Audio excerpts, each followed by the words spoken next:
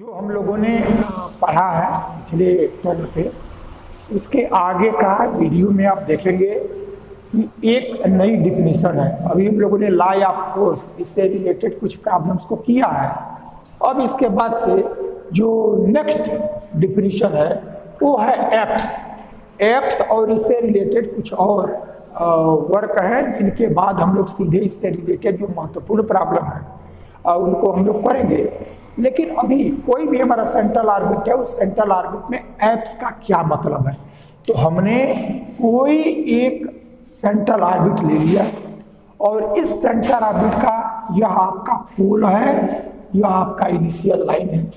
तो ये जो आपका सेंट्रल ऑर्बिट है, तो इस सेंट्रल ऑर्बिट का वह पॉइंट जिससे इस पोल का जो डिस्टेंस हो, वो डिस्टेंस या तो मिनिमम हो या मैक्सिमम, दोनों पॉइंट एप्स होगा। डिस्टेंस एप्स नहीं है, हमारा जो पॉइंट है यानी इस कर्व का हम ये देखेंगे कि ये तो सेंट्रल ऑर्बिट हमने बना लिया है, लेकिन अब वो कर्व के अनुसार सेंट्रल ऑर्बिट क्या होगा वो तो क्वेश्चन पे डिपेंड करेगा। लेकिन एप्स क्या है कि इस सेंट्रल ऑर्बिट के जितने भी पॉइंट हैं, तो उसका वो पॉइंट जिसका इस सेंटर ऑफ फोर्स से जो डिस्टेंस है या तो मिनिमम हो यानी उससे कम ना हो या मैक्सिमम हो, इन दोनों में कोई स्थिति रहेगी तो वो जो पॉइंट होगा वो पॉइंट हमारा एप्स कहलाएगा। देखिए यहां दिया गया है an apse is a point on the central orbit. इस सेंट्रल ऑर्बिट का वह पॉइंट है एट विच माने जिस पॉइंट पर the radius vector from the centre of force, इस सेंटर ऑफ फोर्स से उस पॉइंट का जो डिस्टेंस हो या जो सेंटर ऑफ फोर्स जो हमारा पोल है उस पॉइंट को जब ज्वाइन करेंगे तो वही हमारा रेडियस वेक्टर कहलाएगा। तो जो ये रेडियस वेक्टर हो वो रेडियस वेक्टर या तो मैक्सिमम हो या मिनिमम, तो ये दोनों ही पॉइंट हमारे एप्स होंगे। यानी हमने यह लिया और यदि यह पॉइंट आपका आया और इस पॉइंट का जो डिस्टेंस है यदि ये डिस्टेंस इसका जितने डिस्टेंस है सब में मैक्सिमम है, तो यह पॉइंट भी आपका एप्स कहलाएगा। और यदि यह पॉइंट है, यदि इसका डिस्टेंस आपका मिनिमम हो तो हमारा ये पॉइंट भी एप्स कहलाएगा। और यही नहीं, यदि आपका कर्व इस तरह से है कि कर्व यही हो, यदि ये डिस्टेंस आपका मिनिमम हो यानी वो पॉइंट जिससे इस पोल का डिस्टेंस या तो मिनिमम हो या मैक्सिमम हो, तो वो जो पॉइंट होगा वो पॉइंट एप्स कहलाएगा, वो डिस्टेंस नहीं। तो ये पॉइंट हमारा एप्स कहलाएगा। और जो एप्स से सेंटर ऑफ फोर्स यानी पोल का जो डिस्टेंस है, ये डिस्टेंस हमारा एप्सिडल डिस्टेंस कहलाता है। यानी एप्स क्या है, एप्स आपका यह पॉइंट है और ये जो डिस्टेंस है, जो ये रेडियस वेक्टर का लेंथ है, वो हमारा एप्सिडल डिस्टेंस है। और फिर एंगल ऑफ एप्सिडल डिस्टेंस, एंगल भी हमारा आता है। तो एंगल का मतलब ये है कि जो दो कॉन्जिक्यूटिव एप्सिडल डिस्टेंस है, उनके कॉन्जिक्यूटिव का मतलब इसमें यदि कर्व पे हमारे कोई पॉइंट ऐसे आए जिनसे इनका डिस्टेंस हमारा मिनिमम हो या मैक्सिमम हो, तो उनमें देखेंगे कि दोनों क्रम से कौन है।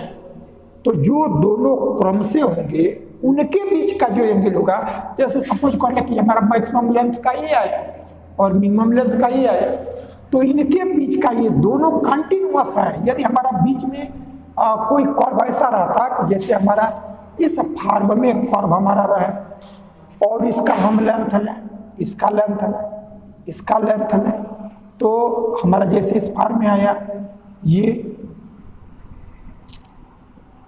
ऐसा आया, तब हम देखें कि यदि यह लेंथ यदि ये लेंथ हमारे मिनिमम हो जाए और इसके बीच का यह लेंथ जो है वो और जितना ये है, यदि आपका यह भी ये लेंथ और यह लेंथ ये भी यदि आपका उतना ही रहे, तो अब जो ये लेंथ होगा वो आपका मैक्सिमम हुआ। तो आप ये देखेंगे कि ये भी आपका एब्सिडल डिस्टेंस हो गया, ये भी आपका एब्सिडल डिस्टेंस। एब्सिडल डिस्टेंस में तो मिनिमम और मैक्सिमम दोनों है, तो ये भी एब्सिडल डिस्टेंस, ये भी एब्सिडल डिस्टेंस, ये भी और ये भी, ये सभी एब्सिडल डिस्टेंस है। तो इनमें दो कॉन्जिक्यूटिव जो दोनों क्रम से हो, जैसे हमारा ये भी एब्सिडल डिस्टेंस है और ये भी है, लेकिन ये दोनों कॉन्जिक्यूटिव नहीं, कॉन्जिक्यूटिव हमारा ये है। तो यदि ये है तो इसके बीच का जो एंगल होगा वो हमारा एब्सिडल एंगल कहलाएगा। तो इस डिफिनीशन में हम लोगों ने 3 डिफिनीशन को समझा। एक डिफिनीशन तो है एप्स, तो एप्स पॉइंट है सेंट्रल ऑर्बिट का, जिसका सेंटर ऑफ फोर्स या उसी को हम पोल लेते हैं, उससे डिस्टेंस आपका मैक्सिमम हो या मिनिमम हो।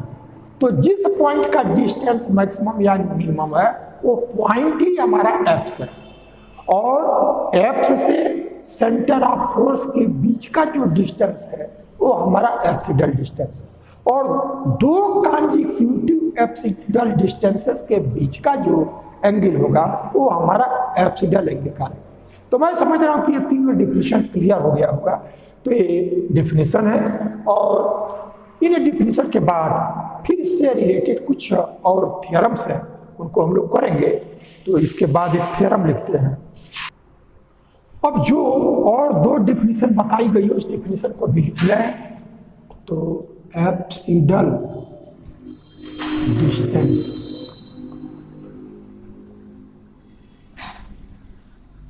एब्सिडल distance, the length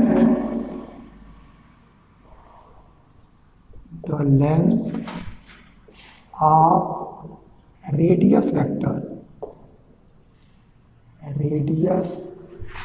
vector of apps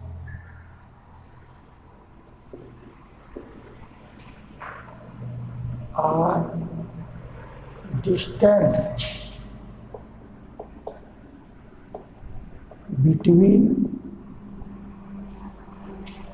apps and pole is called apsidal distance.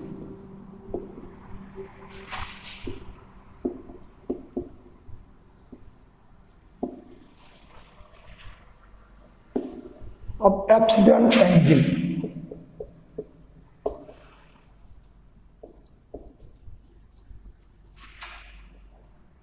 एब्सिडल angle between two एब्सिडल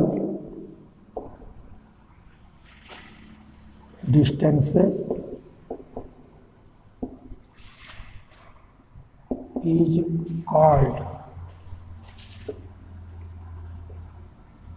एब्सिडल angle.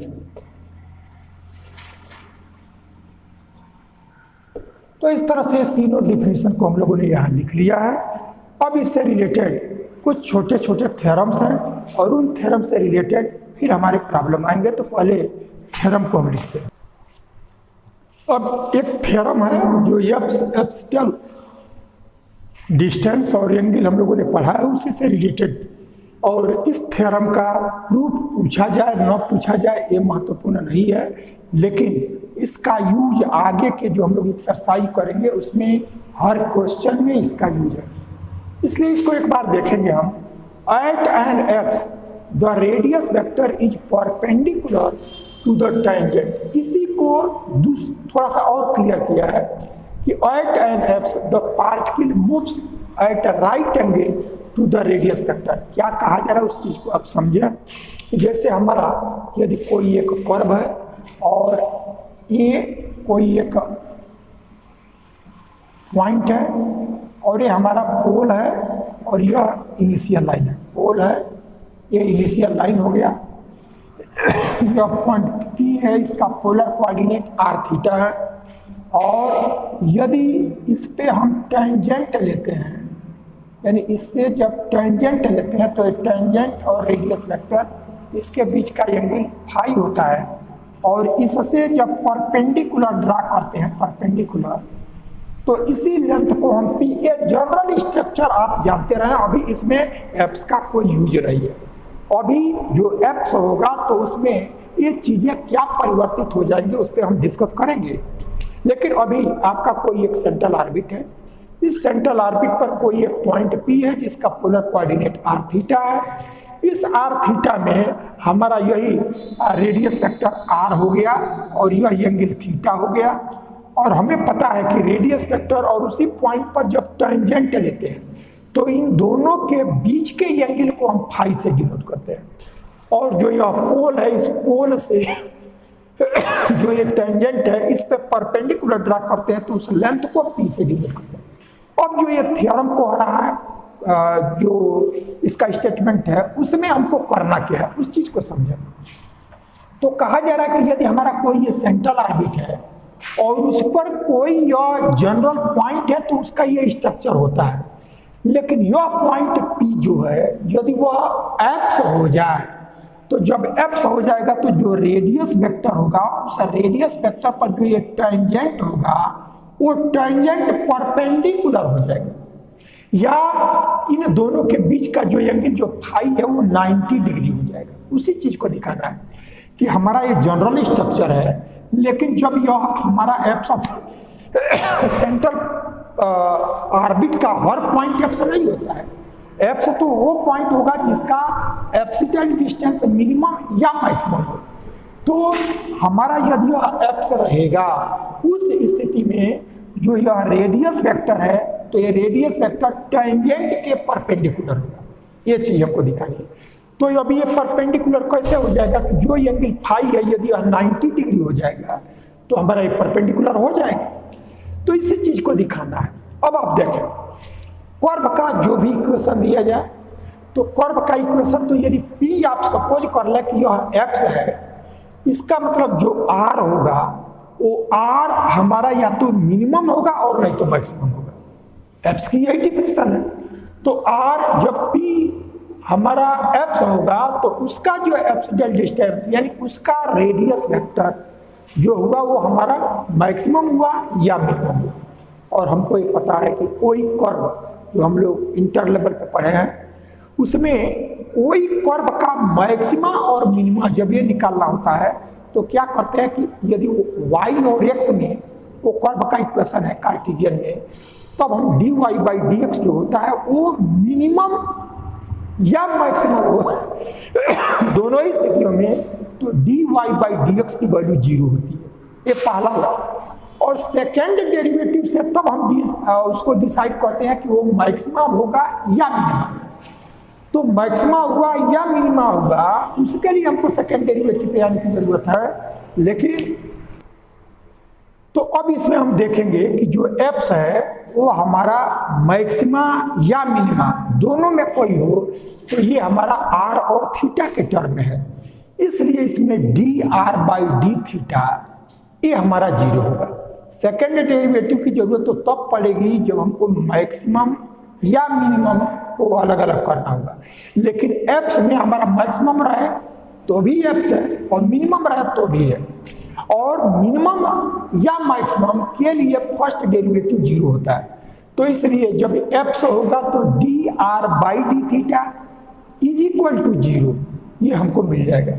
तो अब आप देखेंगे कि चूंकि आर और यू इन दोनों में जो रिलेशन होता है वो हमारा जो u है वो आपका 1/r। तो यदि r आपका मिनिमम हो तो जब यह मिनिमम होगा तब इससे डिवाइड करेंगे तो u आपका मैक्सिमम होगा, और जब r मैक्सिमम होगा तब u मिनिमम होगा। इट मीन्स यदि ये हमारा जो कर्व है तो जो एप्स होगा उस एप्स पर D r by d theta भी 0 होगा और D u by d theta भी 0 होगा, क्योंकि इसके मैक्सिमम होने से ये मिनिमम हो गया और इसके मिनिमम होने से मैक्सिमम हो गया। इसका मतलब D u by d theta भी हमारा 0 होगा।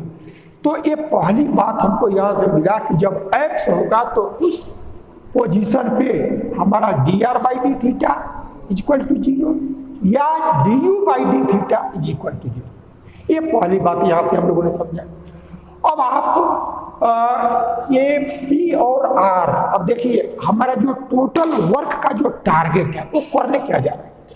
इसमें जो यह पी है और आर है, इसमें रिलेशन हमको पता है कि 1/p²। पिछले हम लोग वेलोसिटी निकालना हुआ तो पेडल फॉर्म में इक्वेशन निकालना हुआ सेंट्रल ऑर्बिट का, तो उसमें यूज किया गया था कि 1/p² = 1/r² प्लस 1/r⁴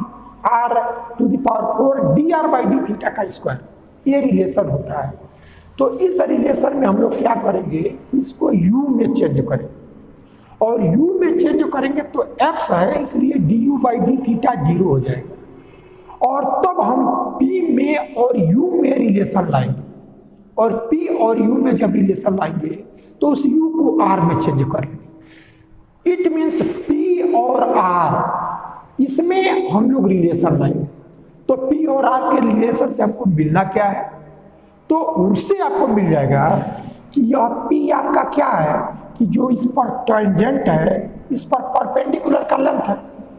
तो जब यह p और r दोनों इक्वल हो जाए तो ये परपेंडिकुलर है इस पर, तो जो ये p है वही r हो जाए।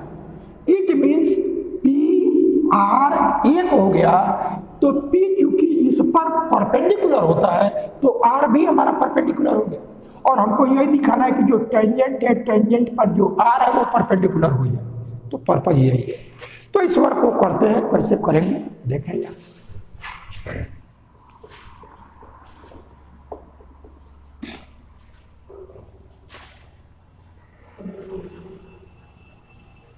for apps r is minimum or maximum, this implies due to definition of maxima minima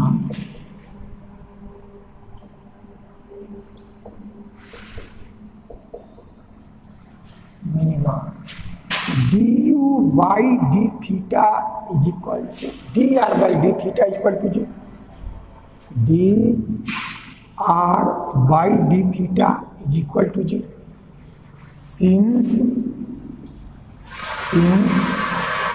u is equal to 1/r, this implies for maximum value of r, u is minimum, and for minimum value of r, u is maximum, that is u is also maximum or minimum. This implies du/dθ is equal to 0. पहले part में हमने सिर्फ ये किया कि जब P apps होगा तो आर मिनिमम या मैक्सिमम होगा, और मैक्सिमम मिनिमा से तब dr/dθ 0 हो जाएगा। आर और यू में रिलेशन रेसिप्रोकल का है, यानी u 1/r है तो r जब मैक्सिमम होगा तो u मिनिमम होगा, और r मिनिमम होगा तो u मैक्सिमम होगा। इट मीन्स r मिनिमम और मैक्सिमम है तो u भी हमारा मिनिमम मैक्सिमम है। तो जब ये मिनिमम u भी मिनिमम मैक्सिमम है तो मैक्सिमम मिनिमा की डिफिनेशन से du/dθ की वैल्यू 0 आ जाएगी। ये फर्स्ट वर्क हमने किया। सेकेंड वर्क में आपको क्या करना है, we know that 1/p² is equal to 1/r² plus 1/r² dr/dθ इसका स्क्वायर, ये रिलेशन होता है। 1/r⁴ 1/r² है तो ये u² हो जाता है, और यह du/dθ का स्क्वायर हो जाता है। तो उस स्थिति में जब D u by d theta के टर्म में यदि यह रिलेशन रहेगा तब हम D u by d theta का यूज करेंगे, और नहीं डायरेक्ट यदि ये ही हम लिखे तो हम D r by d theta का यूज करें। दोनों ही ऑप्शन है जो भी हम लिखना चाहें। तो for maxima minima d r by d theta equal to 0। तो for maxima or minima d r by d theta equal to 0। This implies 1 pi p square equal to 1 by r square. This implies p is equal to r. तो एक तो यहीं से भी हम relation ला सकते हैं कि जब हमारा पी जो है वो टेंजेंट पे ओरिजिन से परपेंडिकुलर का लेंथ है, तो ये पी इस ए आर ही हो गया। इसका मतलब जो पी की प्रॉपर्टी है वो आर खुद ही सेटिस्फाई करेगा। और पी की कंडीशन क्या है कि ओरिजिन से इस पॉइंट पर टेंजेंट जो है उस पर परपेंडिकुलर है। तो इट मीन्स हमारा यही से रिलेशन आ गया। या दूसरा एक और भी क्लियर होना चाहिए, तो जैसे यह आर है और यह फाई है, तो पी की वैल्यू आर साइन फाई। यहां से आर है तो यह पी की वैल्यू आर साइन फाई। तो यदि इसको लिखें कि पी की वैल्यू आर साइन फाई लिखें तो यह r sine phi is equal to r sine phi is equal to 1। तो साइन फाई 1 हो गया, इसका मतलब फाई हमारा pi by 2। This imply phi is equal to pi by 2। यदि इससे आपको यह स्पष्ट हो गया कि पी ए आर ही हो गया, तो जो पी की प्रॉपर्टी होगी वो आर ही सेटिस्फाई करेगा। और पी की प्रॉपर्टी है कि इस पी पर जो टेंजेंट जो पॉइंट पी है उस पर टेंजेंट पे परपेंडिकुलर, इसका मतलब आर ही पी पर टेंजेंट के परपेंडिकुलर हो जाएगा। तो यहां से भी वो रिलेशन निकल सकता है। और क्लियर होना चाहते हैं तो पी की वैल्यू आर साइन फाई होता है, तो ये आर है और ये आर डिवाइड करेंगे तो 1। साइन फाई की वैल्यू 1 हुआ, इसका मतलब फाई हमारा 90। तो फाई है क्या कि जो रेडियस वेक्टर है और टेंजेंट है इसके बीच का एंगल। इसका मतलब रेडियस वेक्टर और टेंजेंट के बीच का एंगल जो फाई है वो 90 हो गया। तो हमारा जो रेडियस वेक्टर हो गया पी पर टेंजेंट के परपेंडिकुलर हो गया। यही दिखाना था। तो हेंस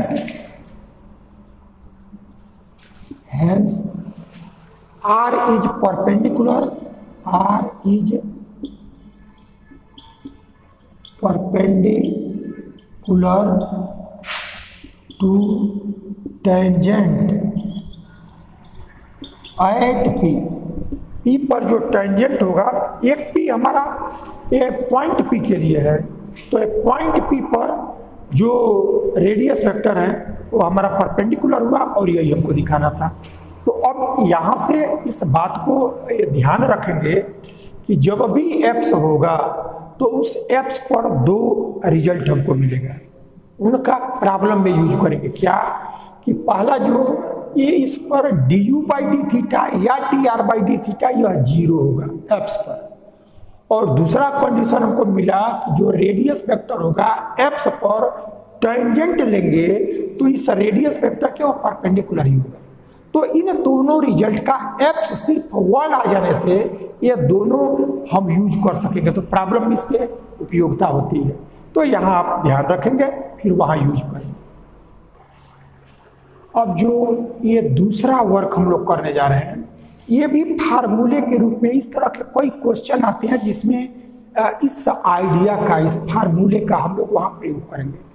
तो है क्या कि हमारा कोई एक सेंट्रल ऑर्बिट है और इस सेंट्रल ऑर्बिट में जो हमारा यह पॉइंट जो पोल है या सेंटर ऑफ फोर्स है, इससे जो इनिशियल लाइन लिया गया, तो ये कहा जा रहा है कि आपका इनफाइनाइट से कोई रेस्ट से, यानी रेस्ट से यहाँ एक पार्टिकल इनफाइनाइट से आ गए, तो ये रेस्ट में है और किसी फोर्स के द्वारा, फोर्स क्या सेंट्रल फोर्स, तो रेस्ट से उस पर सेंट्रल फोर्स लगाया गया तो इसमें मूवमेंट हुआ।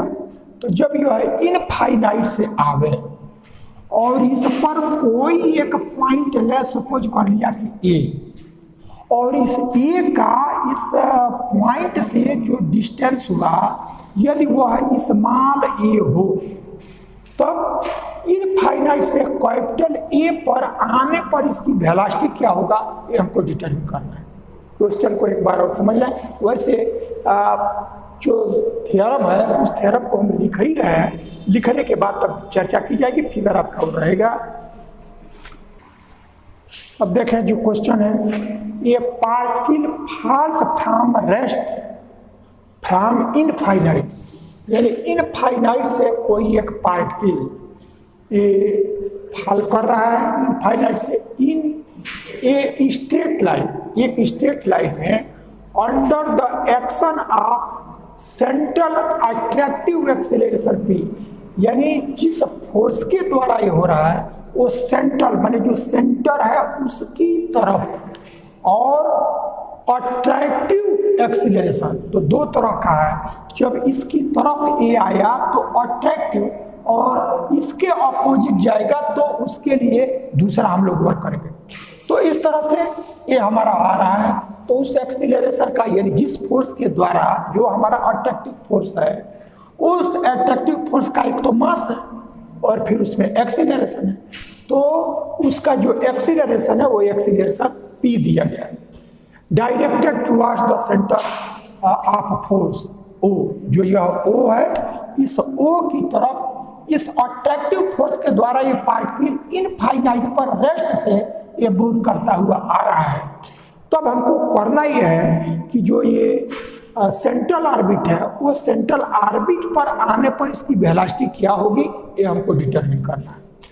तो हम क्या करेंगे कि सपोज कर लेंगे कि सेंटर से जब यह इनफाइनाइट से आ रहा है और सेंट्रल ऑर्बिट पर जब ये पहुंच रहा है, तो उस समय की जो वेलोसिटी उसको हमने कैपिटल भी ले लिया, और जो इसका डिस्टेंस है उसको हमने ए स्मॉल ए सपोज कर लिया।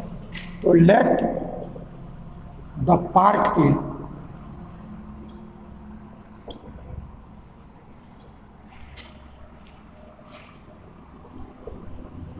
reaches at A from infinity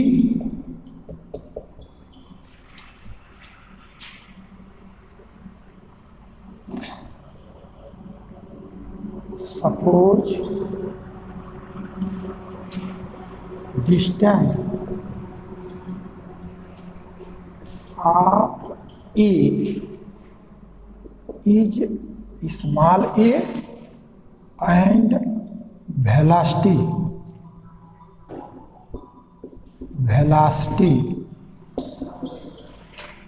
is capital V। ये हम लोगों ने दो चीजें सपोज किया कि यहाँ से जब पार्टिकल रेस्ट से इनफाइनाइट से सेंट्रल फोर्स के द्वारा जब आ रहा है तो सेंट्रल ऑर्बिट पर जहाँ पहुँचा उस पॉइंट को ए ले लिया, और इस ए का सेंटर ऑफ फोर्स से जो डिस्टेंस है वो स्मॉल ए है, और यहाँ से कैपिटल ए पर आने पर जो उसकी वेलोसिटी हुआ उसको हमने कैपिटल भी है। तो ये कैपिटल भी की वैल्यू क्या होगा यही हमको डिटरमिन करना है कि जब यहाँ से आ रहा है तो उस वेलोसिटी को हमने ले लिया कैपिटल ए।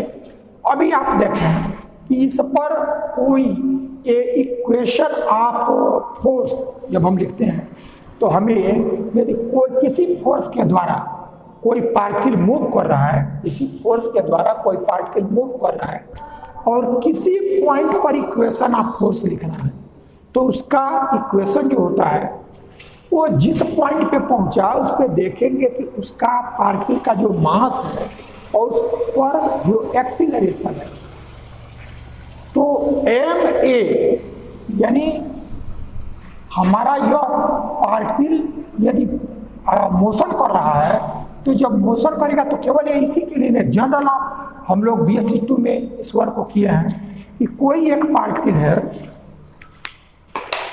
और वो पार्टिकल यदि किसी फोर्स के द्वारा मूव कर रहा है और किसी पॉइंट पर हमने सपोज कर लिया कि यदि यह ए है तो इस पर इक्वेशन ऑफ मोशन निकला है।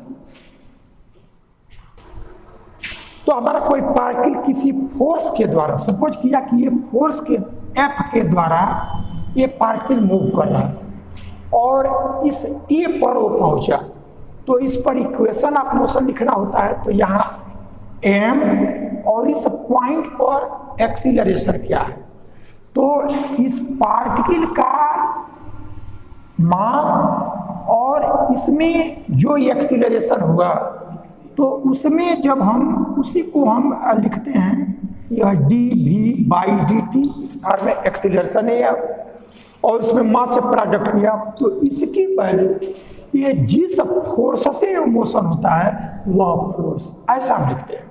ये इक्वेशन ऑफ मोशन लिखने का तरीका है। तब हम क्या करते हैं कि उसी का यूज हम करेंगे।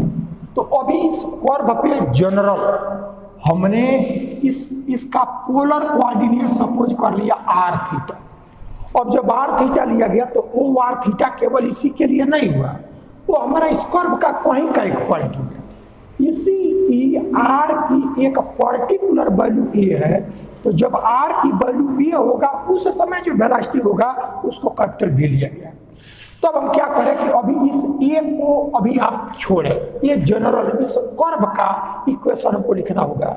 इस पर किसी भी पॉइंट पर जब हमको इक्वेशन ऑफ मोशन लिखना होगा, तो इक्वेशन ऑफ मोशन लेने के लिए हम क्या करें कि इसका एक्सीलरेशन, तो एक्सीलरेशन लेते हैं। तो एक्सीलरेशन के हमारे तीन फार्मूले, एक तो d2s by d T square, ये किया गया, एक आपका d v by d t ये आता है, और एक भी d v by d s, ये तीन होता है। तब हम देखते हैं कि जो चीज़ें दी गई हैं वो यस और टी में है, भी और टी में है, या भी और यस में है। तब हमें देख रहे हैं कि इसकी वेलोसिटी यहाँ रेस्ट से चल रहा है और डिस्टेंस दिया है, डिस्टेंस हमारा इनफाइनाइट। तो अब हम देख रहे हैं कि यहाँ जो है वो वेलोसिटी और डिस्टेंस है, तो वेलोसिटी और डिस्टेंस का हमारा ये फार्मूला, ठीक है ये।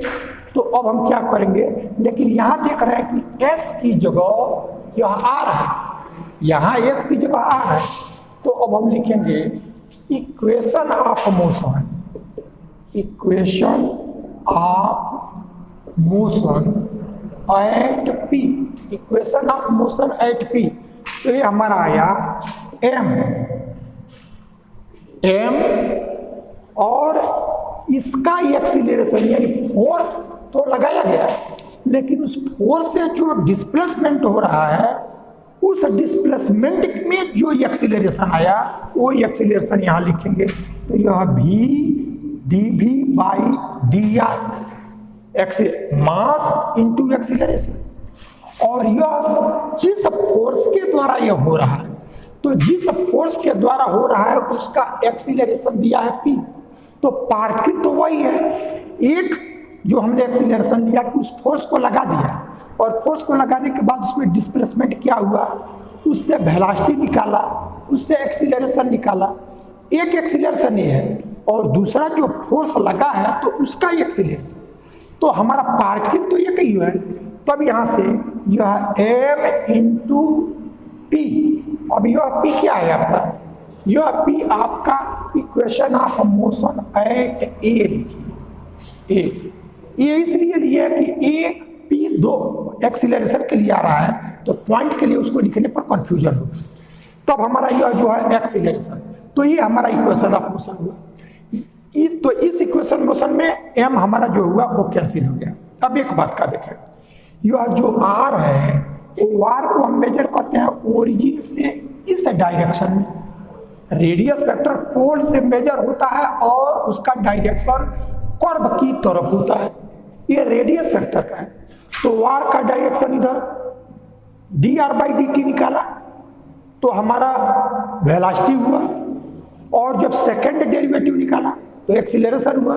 लेकिन सेकेंड डेरिवेटिव का ही तीन फार्म है, उसी तीन फार्म में एक फार्म हमारा ये हो, तो ये तो हमारा r से जो एक्सीलरेशन निकाला वो आया। लेकिन यहां हमें देख रहे हैं कि यह जो फोर्स है वो फोर्स का डायरेक्शन ओ की तरफ है, और इसमें r से जो निकाला गया वेलोसिटी एक्सीलरेशन वो हमारा इस डायरेक्शन में।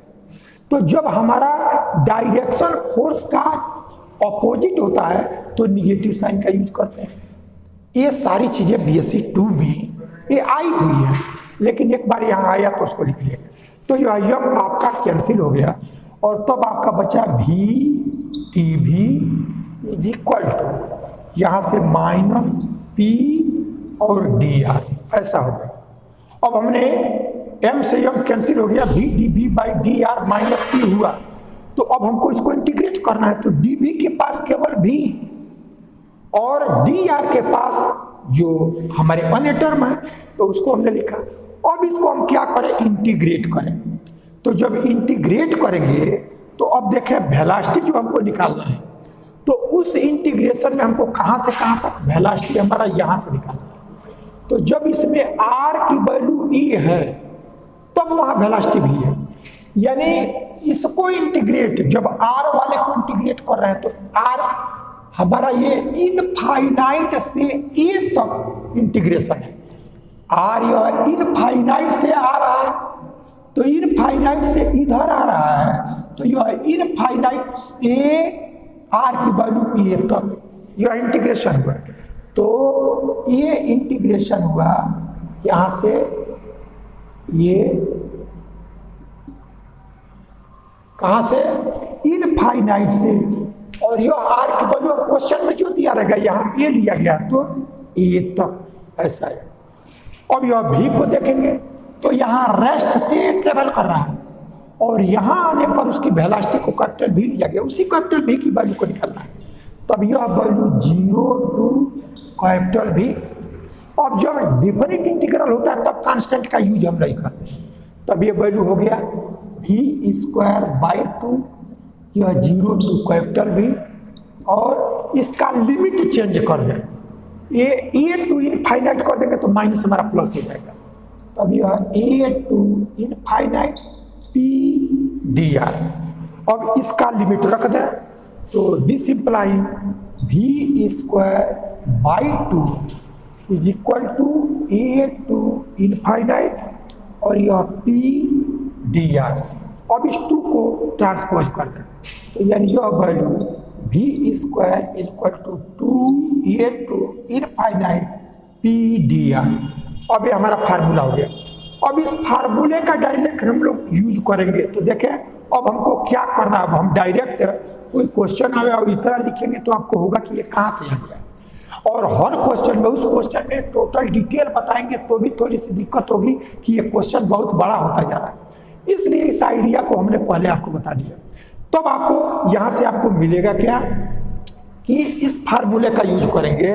तो इस फार्मूले में क्या है कि यदि कोई पार्टिकल इनफाइनाइट से रेस्ट से ट्रेवल करे और वो सेंट्रल ऑर्बिट पर यदि वो पहुंचे तो वहां की वेलोसिटी कैपिटल V को जब निकालना होगा तो वह वेलोसिटी 2 टाइम्स, और यह पॉइंट इस सेंटर ऑफ फोर्स से जितने डिस्टेंस पे होगा उससे इनफाइनाइट तक लिमिट, और जिस फोर्स के कारण जो हमारा सेंट्रल फोर्स है उसका जो एक्सीलरेशन है उस एक्सीलरेशन को याद रखना है और इसी को हमको इंटीग्रेट कर लेना है।